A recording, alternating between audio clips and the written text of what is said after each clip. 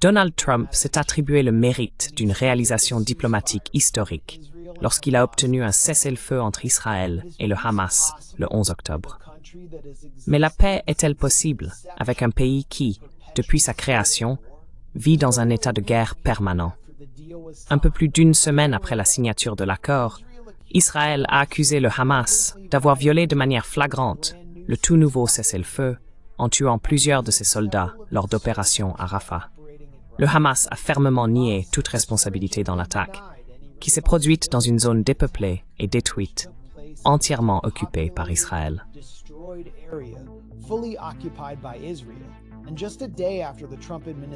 Et juste un jour, après que l'administration Trump a étrangement averti que le Hamas prévoyait de rompre le cessez-le-feu en attaquant des civils palestiniens, Israël a réagi à cette prétendue violation par une vague de frappes aériennes qui ont tué des dizaines de civils dans la bande de Gaza en une seule journée, tout en refusant également de laisser entrer l'aide dans l'enclave assiégée.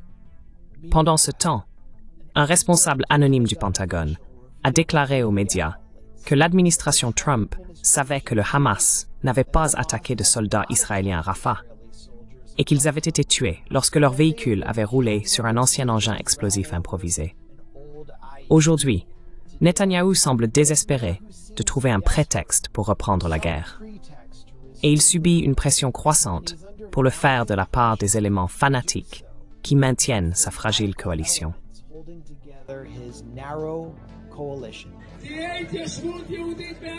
Il y aura une implantation juive à Gaza.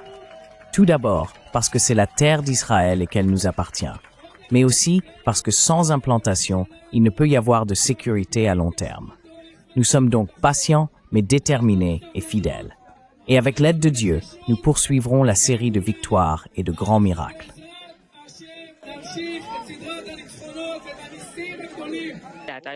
J'apprécie également la décision du président Trump de lever toutes les restrictions restantes concernant la fourniture de munitions et d'armes essentielles à l'État d'Israël.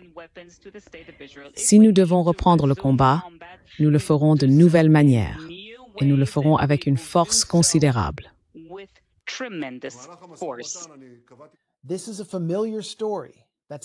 C'est une histoire familière, aussi ancienne que l'État juif autoproclamé. Israël a violé presque tous les cessez-le-feu depuis 1948, affichant son mépris pour le droit international et même pour la diplomatie américaine, dans le but de s'emparer de territoires et de consolider le régime ethno-suprémaciste qu'il a imposé. En 1955, 7 ans après la création de l'État d'Israël, à travers une campagne de nettoyage ethnique, le premier ministre israélien David Ben-Gurion a orchestré l'opération Flèche Noire, une attaque contre une caserne militaire égyptienne dans la bande de Gaza qui a tué 38 soldats égyptiens, brisant ainsi l'accord d'armistice de 1949 avec l'Égypte. Un an plus tard, Israël a de nouveau violé l'armistice en envahissant l'Égypte, dans une tentative infructueuse de pousser les grandes puissances européennes à rétablir leur contrôle sur le canal de Suez et à renverser le dirigeant égyptien Gamal Abdel Nasser.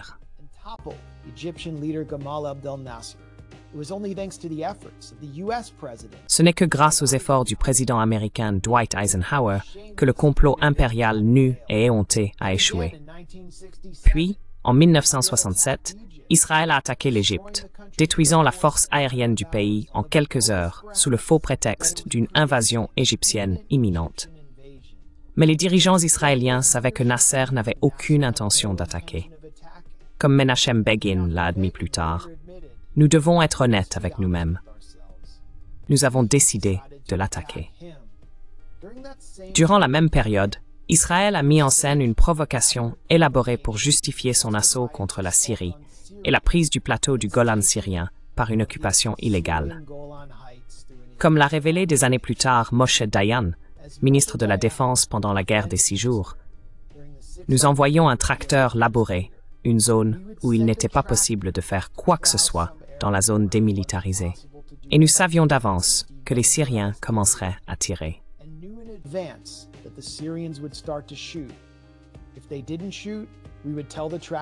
S'ils ne tiraient pas, nous disions au tracteur d'avancer encore un peu jusqu'à ce que, finalement, les Syriens s'énervent et ouvrent le feu. Alors, nous utilisions l'artillerie, puis plus tard aussi l'armée de l'air. C'est comme ça que ça se passait. Les Syriens, au 4e jour de la guerre, ne représentaient pas une menace pour nous. En 1973, après qu'Israël eut subi un revers sanglant face à l'armée égyptienne, il tenta de saper l'armistice d'après-guerre en lançant une attaque surprise qui encercla la 3e armée égyptienne.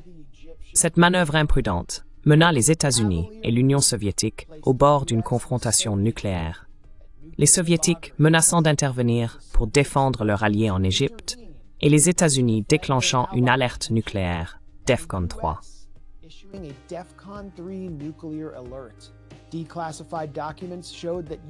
Des documents déclassifiés ont révélé que le secrétaire d'État américain, Henry Kissinger, avait donné le feu vert aux Israéliens pour l'attaque, disant secrètement à la première ministre israélienne de l'époque, Golda Meir, « Vous ne verrez pas de protestations virulentes de Washington si quelque chose se produit pendant la nuit, pendant que je suis en vol. » En 1982, à la suite de l'invasion du Liban par l'armée israélienne, également sous un faux prétexte, Israël a violé un accord négocié par les États-Unis, selon lequel les combattants de l'OLP avaient été évacués des camps de réfugiés palestiniens de Beyrouth sous protection multinationale.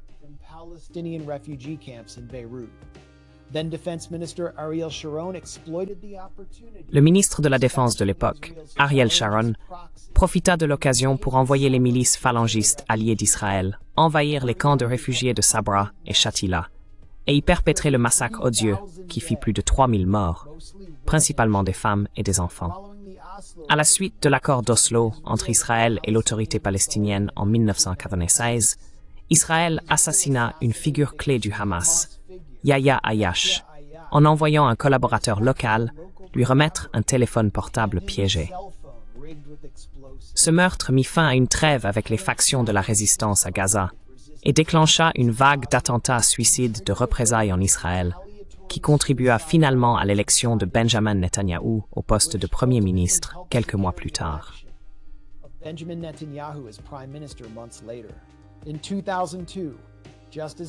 En 2002, alors qu'un cessez-le-feu était sur le point d'entrer en vigueur à Gaza, quelques mois après que la Ligue arabe eut accepté une initiative de paix avec Israël, l'armée israélienne a bombardé un immeuble résidentiel à Gaza pour assassiner Saleh Shahada, chef des brigades Al-Qassam du Hamas.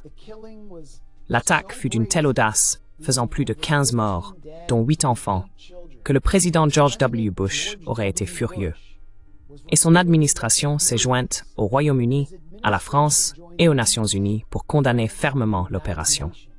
Comme d'habitude, les actions d'Israël ont intensifié la violence et alimenté la seconde intifada. Puis, en 2008, 3 ans après qu'Israël eut placé la bande de Gaza sous blocus, il a brisé un autre cessez-le-feu avec le gouvernement élu du Hamas et préparé le terrain pour la série de guerres qui ont conduit au génocide actuel et toujours en cours.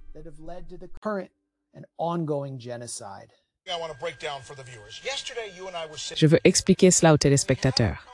Hier, toi et moi étions assis ici à discuter avec Mustafa Barghouti, un législateur palestinien indépendant.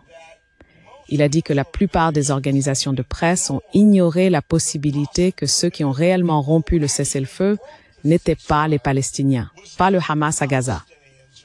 Ce qu'il a dit, c'est, en fait, je crois que nous avons cet extrait. Donc, passe-le. Et ensuite, nous te donnerons plus d'informations à ce sujet. Allons-y. Lance la vidéo.